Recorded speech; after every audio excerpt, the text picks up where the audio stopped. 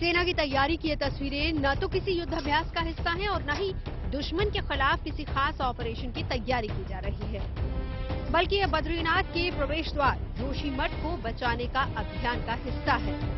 कड़ाके की ठंड और बर्फ से ढके पहाड़ों के बीच सेना की ये सारी कवायद इमरजेंसी हालात से निपटने के लिए की जा रही है। इन तैयारियों के तहत स्थानीय प्रशासन से सूचना मिलने के बाद रेस्क्यू टीम को ब्रीफ करने, उन्हें रवाना करने और रेस्क्यू ऑपरेशन चलाने जैसी बातों पर खास ध्यान दिया जा रहा है।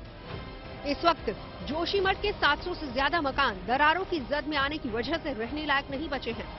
ऐसे मकानों को खाली कराकर परिवारों को राहत कैंप में शिफ्ट किया जा रहा है। लेकिन अगर इस बीच जोशीमठ में कोई बड़ा खतरा पैदा हो जाए और लोगों को बचाने के लिए सेना को बुलाना पड़े, तो इसी खतरे की आशंका को देखते हुए ही जोशीमठ के पास औली में सेना पूरी तरह से हाई अलर्ट पर है। मेरठ में बंदूक की नोक पर घर में घुसे बदमाशों का पाला एक कुत्ते से पड़ गया।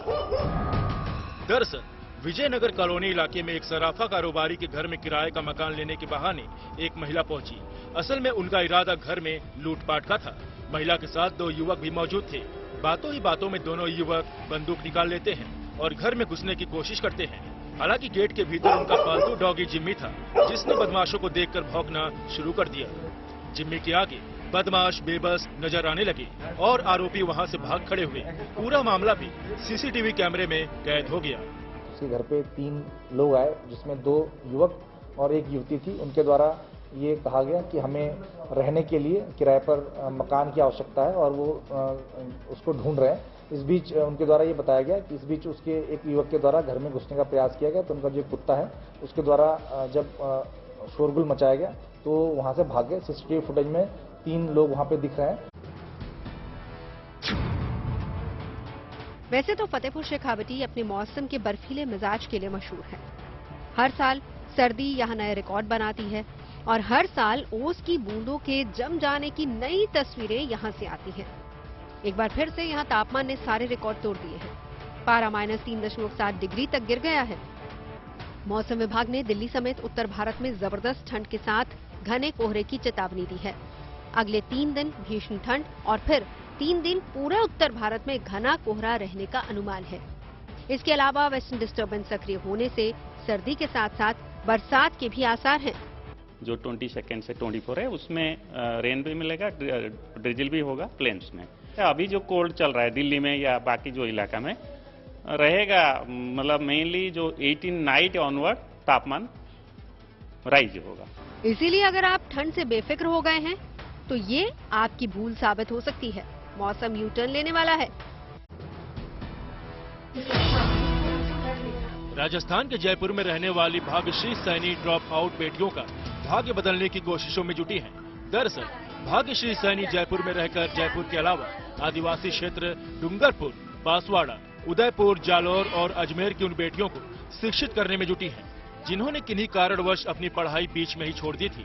भाग्यश्री ऐसी ड्रॉप आउट बेटियों को आत्मनिर्भर बनाने में जुटी है। राजस्थान अनसंग स्टार्स अभियान में हमने 6 जिलों को सम्मिलित किया है, जिसमें 3 आदिवासी हमारे हैं उदयपुर, डूंगरपुर, बांसवाड़ा और 3 अन्य हमारे हैं जयपुर, जालौर और अजमेर।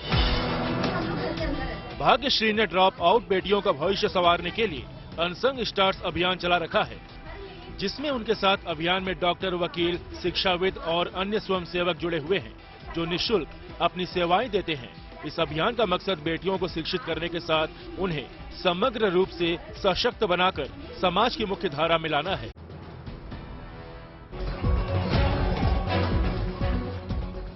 वैसे तो ये नजारा चुनावी मौसम का है, लेकिन असल में इस रोड शो से बीजेपी की राष्ट्रीय कार्यकारिणी बैठक का आगाज हुआ, क्योंकि बीजेपी की राष्ट्रीय कार्यकारिणी इस साल के विधानसभा चुनाव और 2024 के लोकसभा चुनाव की तैयारी पर मंथन कर रही है।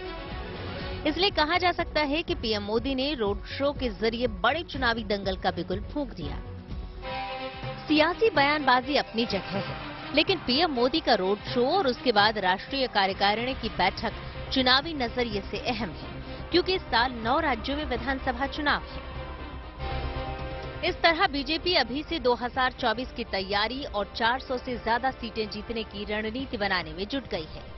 कार्यकारिणी का मोटो है गरीब कल्याण हमारा संकल्प। इसके अलावा फोकस सुशासन, संगठन, समावेशी और सशक्त भारत, संस्कृति, विश्व गुरु भारत और विपक्ष शासित राज्यों में जीत पर है।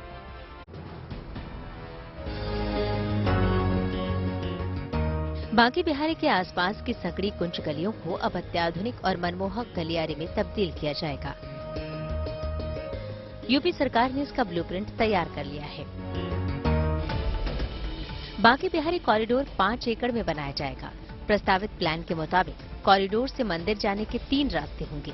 पहला रास्ता जुगल घाट से, दूसरा रास्ता विद्यापीठ चौराहे से और तीसरा रास्ता जादौन पार्किंग से होगा। जुगल घाट से बांके बिहारी को जोड़ने वाला रास्ता 25 मीटर, विद्यापीठ चौराहे से मंदिर को जोड़ने वाला रास्ता 7 मीटर और जादौन पार्किंग से मंदिर को जोड़ने वाला रास्ता 15 मीटर चौड़ा होगा। खास बात यह है कि ये पूरा कॉरिडोर 2 मंजिला होगा। ऊपरी और निचले कॉरिडोर के बीच 3.5 मीटर का फासला होगा। साफ है कि कॉरिडोर बन जाने के बाद बांके बिहारी के भक्तों को भीड़-भाड़ और धक्का मुक्की से हमेशा के लिए मुक्ति मिल जाएगी। राजस्थान के धौलपुर स्थित राज राजेश्वरी कैला देवी मंदिर का पट सोमवार को जीर्णोद्वार के बाद खुल गया। इस मौके पर बड़ी संख्या में श्रद्धालु वहां पहुंचे थे। मंदिर के जीर्णोद्वार में करीब 3 करोड़ की लागत आई है। दरअसल आसपास के इलाकों के लिए आस्था के इस केंद्र में जीर्णोद्धार के बाद माता रानी की मूर्ति स्थापना की वजह से पिछले 8 दिनों से यहाँ के पट बंद थे, लेकिन सोमवार को पूरे विधि विधान से पूजा अर्चना कर माता रानी के नवीन भवन में स्थापित होने के बाद पट खोल दिए गए। इसके बाद माता रानी के दर्शन करने के लिए श्रद्धालुओं का सैलाब उमड़ पड़ा। तो अगर हमारे उनकी रसीद 1,50,000 रुपए की काट गए तो कौन सी हम बड़ी बात कर रहे हैं? हम मंदिर के कार्य और पुण्य के कार्य तो कर रहे हैं। इस मौके पर मंदिर को फूल मालाओं से भव्य तरीके से सजाया गया था। मंदिर को दिव्य बनाने के लिए वियतनाम और चीन से पत्थर मंगवाए गए थे। पूरा मंदिर वंशी पहाड़पुर और धौलपुर स्टोन से बना है। मंदिर के निर्माण में 32 किलो चांदी का भी इस्तेमाल किया गया है।